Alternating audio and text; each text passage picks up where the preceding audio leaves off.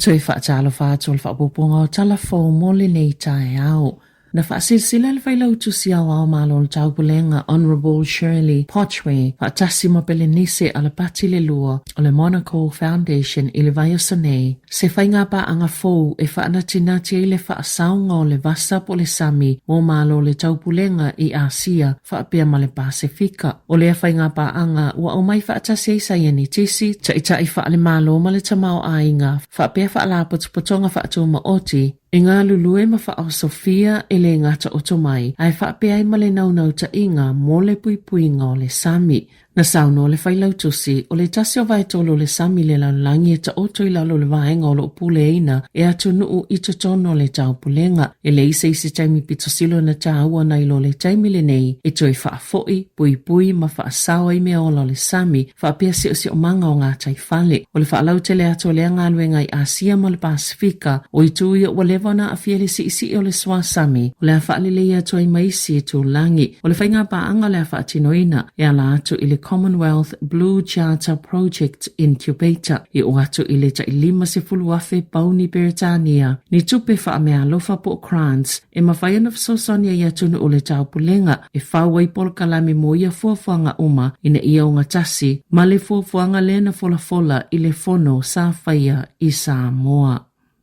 O whaalieli poti le manu o le taitai fō Iran mo Tapa Khamenei beitai o loo saunga le mo. E le iwa aia lava o whaiasana saunonga whaalaua i tele, talo na tō fie le whai unga le vaiaso. O Khamenei na filifili e sui tūlanga i lona tamao ali lena tangata waleina i se oso whainga i le amatanga o le taua Amerika ma Israelu e whaasanga ia Iran i le asarua 10 Februari. O le oso whainga na malili wai malona ainga e au whielo na to'olua malona tina e tu sai ma whaamatala le malo Iran na iei fo i mo Tapa Khamenei ma sa tele whaafesile whaatataulo na soifo malo loina whaapea ai mani matematenga e leilo pena maliu whaatase malo na ainga i lea o sofa inga. O iei ni suinga uofo i nā tole company tele ngā o si tau mafa ale Heinz Wattis. E le toi whaawa winaini se o ngā luenga i o lātou la lai New Zealand o ia suinga o tu inātou whaafautuanga e au fiele tā puni o fale e tololo o ngā o siai o loo tau mawhai au Kilani kala i Sete ma Dunedin o le a tau fia fo i ngā luenga o loo whaatino i nei King Street i Hastings mai tu samali tolu se lau 50 ngā luenga o le a fia ai. O whaatulanga ni fuafuanga i whaamuta i le whaata watu ma le ngā o singa o nisi o lātou o loa e au fia i whala au whaisua whaamalo i le aisa whaape ma le kofi o le Craig na whaalia le Heinz Wattis o le atala noa i le au whainga luenga e winga i lea fuafuanga. O le toi tau aveina Willow Jean Prime le so upumoa o onga i le toi whaatulanga ngō matata whaipuli o le vaianga whaupwhai le leipa peitai watu watu i eile atina e ngawanga fisotai o onga lea utofia i Chini Anderson ma ua tolu ia te ia whaipuli o le leipa e tau aveina lea matata i totono le tausanga. O le tuuai e pēni he nare upowhai o le malo whaatasi Adrian Hururahe. O mawai lewa no le taita e Grace Hipkins e toi whaatulanga i matata lana vaenga whaupwhai. O tuuatu ia Willie Jackson le Maori Crown Relations. O tau aveina e Damien O'Connor le matawhai o isa whaatinoina e he nare o le so upu mo le puipuinga. O Tofia Ruben Davidson i le atina engal tamau ainga a o tangi utikere o le so upu mo pisinisia le malo. O si itia fo i le tūlanga Wanushi Walters i le lisia le leipa ma ua ia tau aveina fo i le so upu le vai fafo le asai le ali whaipule ia he nare. O le asoana na file na whai ele saunoanga whaamawai he nare. I tutono le pāle mene. O tu atu ia Georgie Dancy o se whaipule fo o le lisi. Le mata upu mōta mai tai mali i o i tu ainga tutusa. Whaapea le tūlanga tau i le tū la fono. O lo tatalia fo i le toi whaatūlanga nga whaaminista le pāle mia. Ina i vai asolo manai, ina ua malo loto mau Judith Collins mai upu whai, whaapea i ma Dr. Shane Retty. Wasiitia mawalunga le numero tangata benefiti talo mailis fululua tau sanga taluai ilalo o se whainga malo sa fola e whaititia lea whai numera e pito mawalunga le ngata o le whai numero tangata e maua benefiti ai whapea fo ile pasene o tangata mātutu e mawhaiona whainga aluenga o lo o maua le benefiti o tangata ia mai le ta isfuluvalu anga ile ta iono sfulfata o sanga le mātutua ele iwa aia mua ia tūlanga talo maile taimina whaia isue ngai polisi o benefiti ile tau sanga ilua afis fultolu na sauno le minista wanga fsota Louise Abston ile lua afe lua faa aile i ato le tolu masina talo na tau aveina le tofi ile tau mawhainga le malo e faa ititi ele si itia o leo la faa langolango ile benefiti le na faa tup la ia ilalo le whainga malo le leipa peitai e o mai ate sema le tau sanga taluai e faa se lau lua se fulu fitu afe lua se lau tolu wono tangata e tali tutusa ma le whaitawa faa yo kala estete na tali le benefiti au tu lua se lau lua se fulu tolu afe lima se lau se fulu lua po leono te simaleiva pasene o tangata i tutono tau sanga mawhaiona whainga luenga ai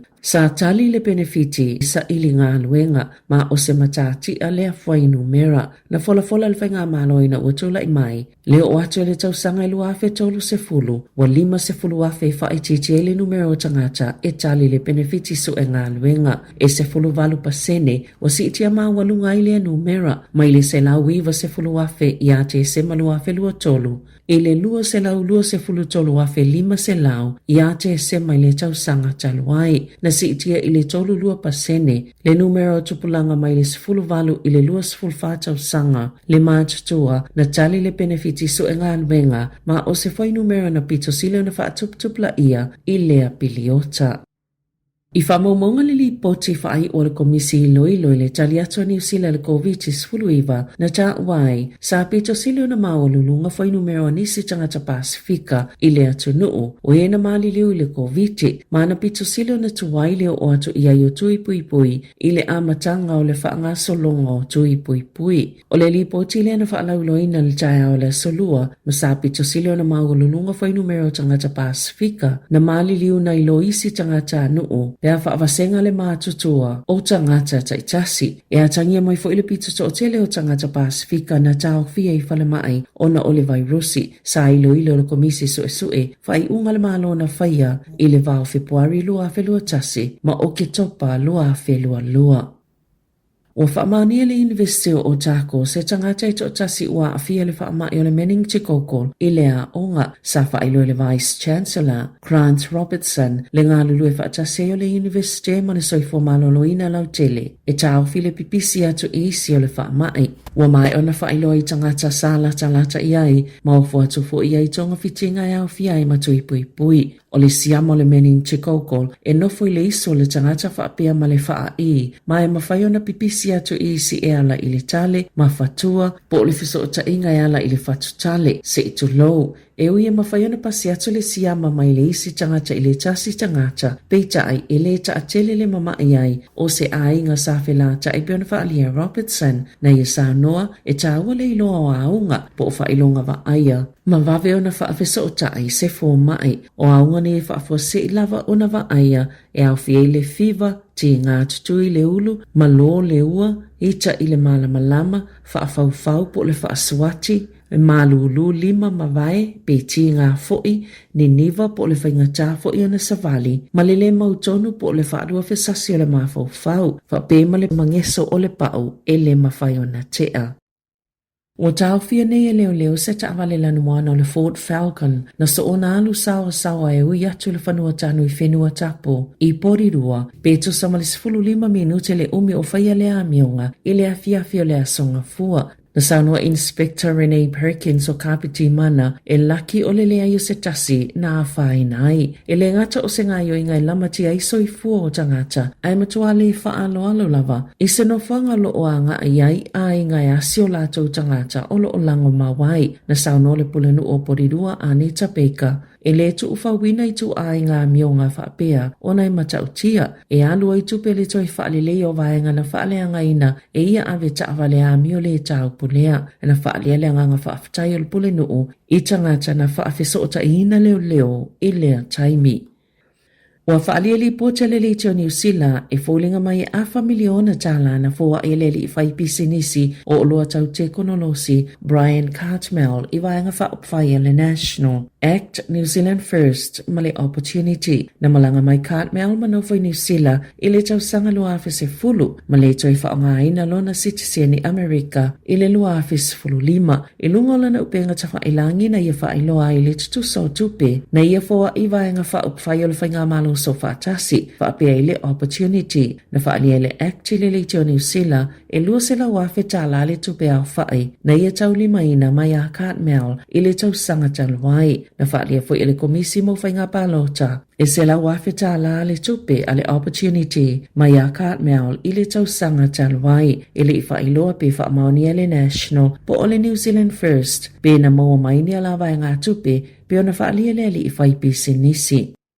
Ita alonga, o soole lalolangi malanga ta amilo leli Australia Dan Turner sa ia whaongai nei se waana whaulava ilona whale mai se fuluono maasina le umi sa malanga ai. O Turner o se tasio tangata mai leto o se fulu lima na tau wā e folau I le mini Clow Praise o se tu ungai ta amilo I le lalolangi mana mawhaio na whaamae ai nei lea sovalua mati I Antigua o le misi o lona ainga o se tasi leo whainga tai lana whainga malanga e tu saima le saunua ngā Turner ai le ngā tailea o le whianga iai mani matangi malolosi. O whaalia I talafau o le TV tasi le awhiawhia na nafi, le nofu saunia I whaalongo tāna umanga e avea ma se tasi o whaia o ngalangolango Dave Rennie mo le olo peleki. Olo o tatali e le whaamauninga mai le iuni la kapia New Zealand ina ia soia lumanai, pe ona whaalia le One News o umanga na tausia le tala whaasolpito. Ona o le avea o ia ma Sāmoa mua e kapitene ina le olo peleki, ma olo avea nei ma whaia o nga ulu o le Moana Pasifika, sa whaia o nga fo I le Blues, o le Awa New Zealand I lalo ta iluas fultau sanga, whaapea I ma Countess Manukau, o Reni o le Pasifika mua o whaia o nga ulu I le olo peleki.